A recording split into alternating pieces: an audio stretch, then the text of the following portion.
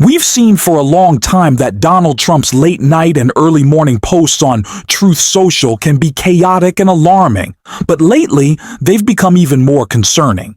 When Trump amplifies extreme comments about public figures like Alyssa Slotkin or Mark Kelly, especially remarks suggesting they should face severe punishment for disagreeing with him, it can put those individuals at real risk. His words have consequences not only for the people he targets, but now even for those close to him. Trump's latest post has unexpectedly backfired and created major embarrassment for Melania Trump. We're going to break down exactly what happened and how his rhetoric has turned against him. But first, if you could take a moment to leave a like on this video, and if you enjoy our content, please consider subscribing. It really helps support the channel. Before we dive into how this situation has affected Melania, let's start with the post Trump made last night and why it's being seen as his latest disturbing message. Trump announces he will permanently pause migration from all third world countries. President Donald Trump announced on Thursday evening that he would permanently pause migration from all third world countries in the wake of the shooting of 2 National Guardsmen by a suspected Afghan national. A migrant earning $30,000 with a green card will get roughly $50,000 in yearly benefits for their family. The real migrant population is much higher, wrote Trump in a Thanksgiving message posted to Truth Social. This refugee burden is the leading cause of social dysfunction in America. The president went on to accuse Somalian refugees of completely taking over the once great state of Minnesota before calling the governor of the state, Tim Walz, seriously R-worded. Even as we have progressed technologically, immigration policy has eroded those gains in living conditions for many, Trump continued announcing. I will permanently pause migration from all third world countries to allow the U.S. system to fully recover. Terminate all of the millions of Biden illegal admissions, including those signed by Sleepy Joe Biden's auto pen, and remove anyone who is not a net asset to the United States or is incapable of loving our country. End all federal benefits and subsidies to non-citizens of our country. Denaturalize, an important word, denaturalize migrants who undermine domestic tranquility and deport any foreign national who is a public charge, security risk, or non-compatible with Western civilization. These goals will be pursued with the aim of achieving a major reduction in illegal and disruptive populations, including those admitted through an unauthorized and illegal auto pen approval process. Only reverse migration can fully cure this situation. Other than that, happy Thanksgiving to all except those that hate, steal, murder, and destroy everything that America stands for. You won't be here for long. I hate to politicize this, and I hate that word because everything is political, but it's almost as if MAGA and Trump want these moments and they like these moments. Not once did Donald Trump say how bad he felt his sympathy for the families who are dealing with this tragedy. He didn't say that he would go to Sarah's funeral. He started talking about his big margin of victory in West Virginia. Donald Trump wants to seize on these opportunities. That much is clear. His talk of denaturalization is the important point and maybe the scariest of them all. They've been plotting this for a while. They've just been waiting for a justification. We know what Donald Trump wants. We know he wants to fear-monger. We know he wants to attack. And also, talk about not compatible with Western civilization. Donald Trump is a disgusting freak. He is not compatible with Western civilization, destroying America. You tore down the East Wing of the White House. Get out of here with this. And before we get into how this all ended up humiliating Melania, I want to start with a little flashback to what Jasmine Crockett had to say about Melania's immigration status, because it's kind of important for what we're going to get into next. And since we're talking about integrity, I'm confused as to why my Republican colleagues aren't talking about the lack of integrity when it comes to the president's family's visas. Let me remind y'all that Melania, the First Lady, a model, and when I say model, I'm not talking about Tyra Banks, Cindy Crawford, or Naomi Campbell level, applied for and was given an EB1 visa. And what that stands for is an Einstein visa. Now, y'all that don't know, let me tell you how you receive an Einstein visa. You're supposed to have some sort of significant achievement, like being awarded a Nobel Peace Prize or a Pulitzer, being an Olympic medalist, or having other sustained extraordinary abilities and success in sciences, arts, education, business, or athletics. Last time I checked, the First Lady had none of those accolades under her belt. It doesn't take an Einstein to see that the math ain't mathin' here. Donald Trump has constantly railed against a broken system in America.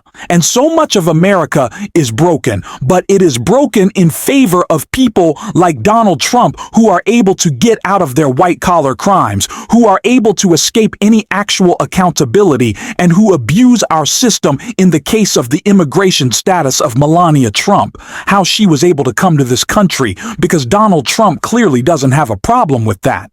And I think Jasmine Crockett did a great job pointing out all the hypocrisy, but so did someone right after Donald Trump's denaturalization post that has ended up humiliating him. And I want to take a look. Tim Miller pitches wild idea for denaturalization process, send a signal that the White House will not play favorites. The Bulwark's Tim Miller responded to Donald Trump's announcement that he would seek to denaturalize migrants who undermine domestic tranquility by encouraging the White House to start by denaturalizing First Lady Melania Trump. Trump said on Thursday evening that he would permanently pause migration from all third world countries in the response to the shooting of 2 National Guardsmen. In a lengthy Truth Social post, the president announced his immigration pause, claiming he would also denaturalize immigrants who do not benefit the United States. Responding to the post, Miller hit back at Trump, calling out the president's personal connection to those who have immigrated to the United States. If we are going to denaturalize migrants who undermine domestic tranquility, any fair system would start with Melania to send a signal that the White House will not play any favorites. Miller wrote on Friday, Melania Trump immigrated to the United States in 1996, first on a tourist visa and later worked on visas related to her modeling career and became a citizen in 2006. The First Lady spoke about her experience with the immigration process at an event at the National Archives in 2023, telling a group of 25 immigrants being sworn in as U.S. citizens that my personal experience of traversing the challenges of the immigration process opened my eyes to the harsh realities people face. Despite the wife's personal history, Trump has continued to push policies that further restrict immigration. In his Thursday post, the president broadened his strategy to crack down on the immigration population, claiming that only reserve migration, reverse migration, can finally cure this situation. The Bulwark writer responded to this claim as well, posting a list of statistics related to Trump's migration proposal. Here are the countries that lead the way in reverse migration, wrote to Miller. This is what Trump wants for America. I think that it is a wonderful idea. Tim's right. Let's prove a point. Let's make it clear. We don't play any games. And we can finally acknowledge that Melania gets to be above the system, that Donald Trump always gets to be above the system. And if you want to talk about how it's broken, just look in the Miller mirror. The corruption is blatant. Stephen Miller is a part of that corruption as well. That's why he was on the mind. But he is not the only one part of this corruption as it relates to immigration. So is someone who has largely skated under the radar since his big corruption scandal, because we have one every single day. But that is Tom H. Mon, who took tens of thousands of dollars in cash in a sting operation that we have still not talking about for some reason. But it's Adam Schiff, and I want to take a listen to what he had to say. The question is, did they ever get the money back, or did he just get this $50,000 bribe gift from the FBI? And we should be able to get answers from the Attorney General on that, or the Director of the FBI. But that requires that Republicans join us in doing serious oversight. That requires the Judiciary Committee demand on a bipartisan basis answers to those very basic questions. They haven't been willing to do that. So Senator Whitehouse, Senator Blumenthal, myself have now made these FOIA, Freedom of Information Act requests. My experience in the first Trump administration, when they likewise stonewalled oversight, is sometimes FOIA is a quicker process to get answers because you can go to court to enforce them than even congressional oversight, particularly here where Republicans aren't willing to do it. We have the astonishing situation where the president, the Pentagon are saying that if you state the law, if you state what the Constitution provides, that's how somehow going to subject you to investigation, prosecution for sedition, court-martialing. It's absurd. But the whole point of it is also a dangerous effort to try to silence and intimidate. And I can tell you, knowing all of these six who made that video, they are not about to be silenced or intimidated. They have faced far greater in their careers than these idle threats from the president or the Pentagon. But nevertheless, it's, part of the abuse of the Justice Department to go after the president's enemies. He's now abusing the Pentagon to go after his enemies. He's abusing the FCC to go after his critics in late-night comedy. He's using the Department of Education to go after his critics at universities.